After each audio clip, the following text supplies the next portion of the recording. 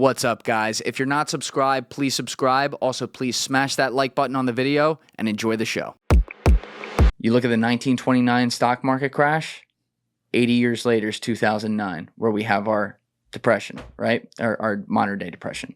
You look at World War II happened in 41 to 45.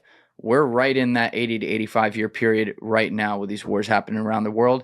80 to 85 years before that was 61 to 65 Civil War. 80 to 85 years before that was the Revolutionary War, 75 to 83.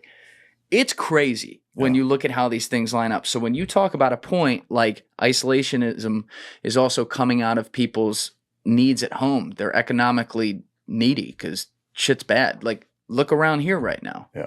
Very similar. People are like, we can't even put our kids through school.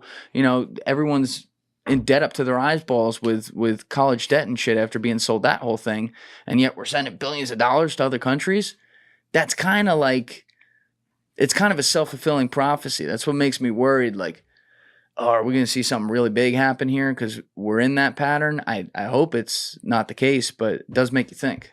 Yeah, I would not be surprised. I mean, to me, the precursors that exist leading up to all of those big ticket items that you just mentioned seem to be present in a pretty similar fashion. So I think, you know, a lot of it's going to depend, or some of it, maybe not even a lot, but some of it's going to depend on how the election goes later this year.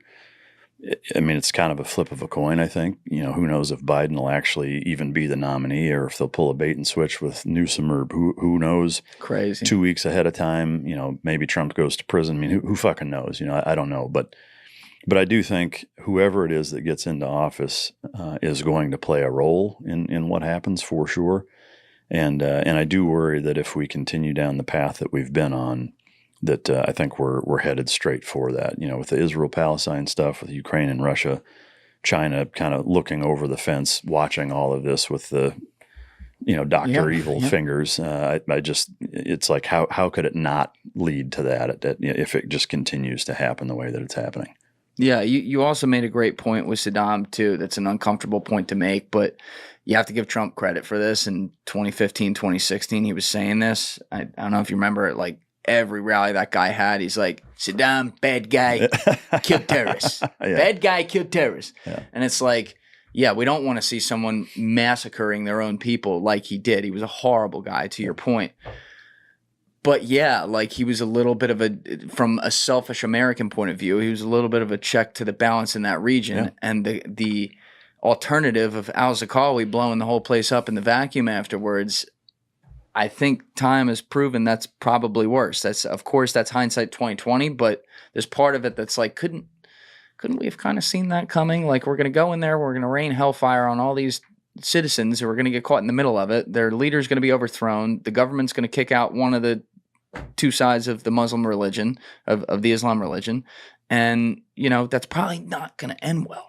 For sure. And one of the most frustrating parts for me is that not only did we not learn that before, but we didn't learn it after either.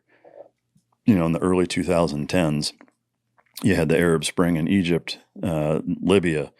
You know, we're still fiddle fucking around in Yemen. Like we continue to do the same thing over and over of force feeding toppled regimes by way of trying to implement democracy in places who, one, don't really want it, and two, I would say, don't even understand how to deal with it or maintain it. I would equate it to freeing a supermax prison and then expecting them to get along and not go fuck people up again. You know, I mean, that's what happens, and it just happens over and over and over. And the reality of it is that, you know, you're talking about millennia in terms of tyrannical dictatorships that have, with an iron fist, ruled regions of people for generation after generation after generation, and that's what they understand.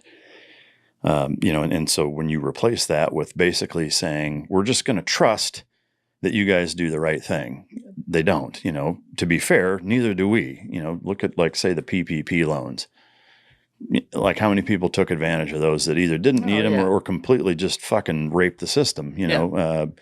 So to me, it's just, it's such a frustrating thing to watch happen over and over and over, and it typically gets masked by our greedy politicians that have some skin in the game financially, whether it's they have investments in Northrop Grumman or McDonnell Douglas or, you know, whatever purveyor of military equipment, weapon systems, et cetera, that if this happens and the U.S. Army signs this $40 billion contract for, Stinger missiles that I have a 19% stake in, and I'm going to make $67 million overnight, you shouldn't be allowed to make that fucking decision, and they do. And I think it's a huge problem. And so you see it continue to happen over and over, and it gets muffled by the guise of freedom and democracy and doing the right thing. And it's bullshit, Do you, when you look at us not learning these lessons and still continuing to get involved in these different conflicts in the same region of the world, is there any one place in particularly within the context of government that you kind of think is to blame for that? Do you think it's more the politicians themselves, or maybe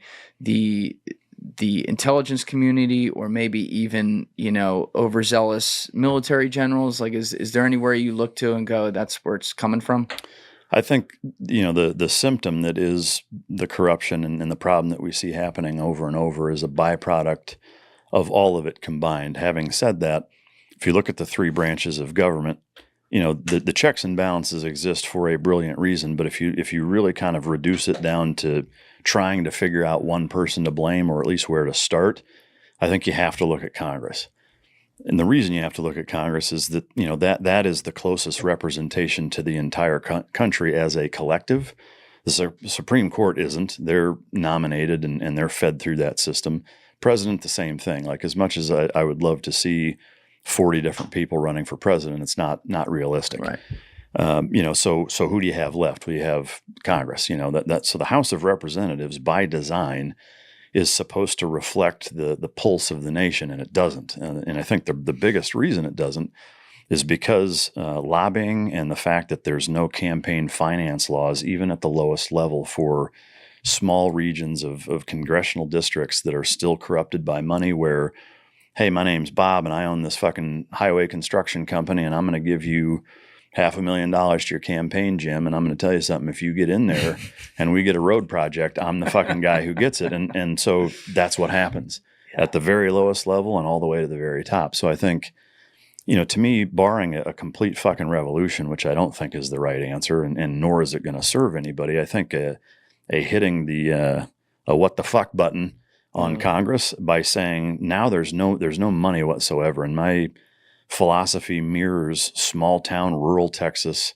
grand jury systems. And the way that they do it, and I've served on two of them, and it's a 6-month period where basically in a small county, whoever is, and there's a small list of boxes that need to be checked. It's, a tax-paying citizen, you're up to date there, you're not a felon, you've lived in that county for a certain period of time. And so if you check all those boxes, they submit a questionnaire. Basically, it's just basically a list where you say, I recommend 10 people for the grand jury, 10 people that I think are the best people for that position. They tally it all up, and I think they do 15 or 20 because, conflicts and they may need to dismiss people or whatever. And you don't get a choice. And so they show up and they say, hey, you're going to be on the grand jury, and you show up and you're basically elected by people.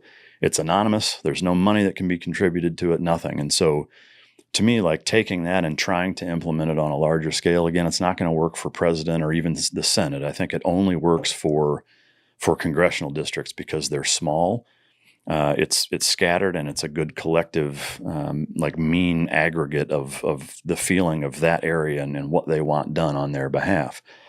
So now you don't have people using money. You can't bribe them. And they also don't get a choice. I think at this point, the type of people who are fucked up enough that would want to fill that position, there's something fucking wrong with you, and it ought to disqualify you for wanting to do it. To me, the way it started was that it was service to the country, not a fucking lottery ticket.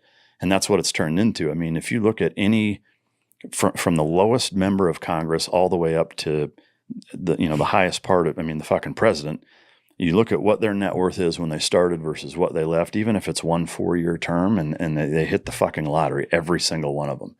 When you start to dig into, what they actually are allowed to put money into from a financial standpoint and in terms of the stock market, and you look at, again, where they can make decisions and influence those things and the insider trading that they have, it's all perfectly legal for them. You and I would go to prison for it. Yeah. And I think it's total bullshit. I think, you could start by saying you can't invest in the stock market. You have to, every single person in Congress has to give your returns. It's not an option. The problem with that is even that there's a loophole. It's now, okay, well, my brother, I'm going to give him the fucking money and he's going to do it. And I still, so there would be ways around that. And so I think, again, barring a complete hard reset of a watering the trees of liberty with the blood of tyrants type of approach, I think just by taking that element out of it, where now it's being voluntold by the people that live around you. Because to me, if enough people in your neighborhood, community, city, town, what have you, decide that I think Julian is the guy that should be representing us, if enough people think that, then you're probably the right fucking guy, whereas when you're doing elections, and again, it's one person versus another person, that's just not an accurate representation. It's what we have with the president election now. It's like, so I've got fucking Dumb and Dumber. I've got two shitty choices that I have to decide which one is less shitty. Whereas with this, it's, again, I think for looking at the big scope of all of the problems that our country face, where they start, that's the simplest, least violent way to try to salvage what we have as a constitutional republic. Now, again, I'm going to say there's people that would poke holes in that and say, well, this is a problem, that's a problem. It's not fucking perfect. There would be hiccups for sure. But I think to at least try to salvage what we have, that's a good step one. Beyond that, there's certainly other things that you can try to implement within the House of Representatives, as an example, is by saying tax dollars being given away to any foreign entity needs to be set aside as a singular spending bill that gets passed the same way any other bill does in Congress, where if we want to give $4 billion to Ukraine, it's a standalone. It's not on top of aid for Hawaii or fucking cell phones for homeless people and a military budget all packaged together, where you see this same tit for tat nonstop in congressional hearings of like, well, they didn't vote for this. It's like, yeah, it's because there were 30 other shitty things attached to it. Like, that doesn't make me a bad guy. That means you're an asshole for putting all of those things on the same ticket. Thank you for watching the video, guys. If you haven't already subscribed, please smash that subscribe button and check out this clip's full podcast episode by clicking here or in the description below.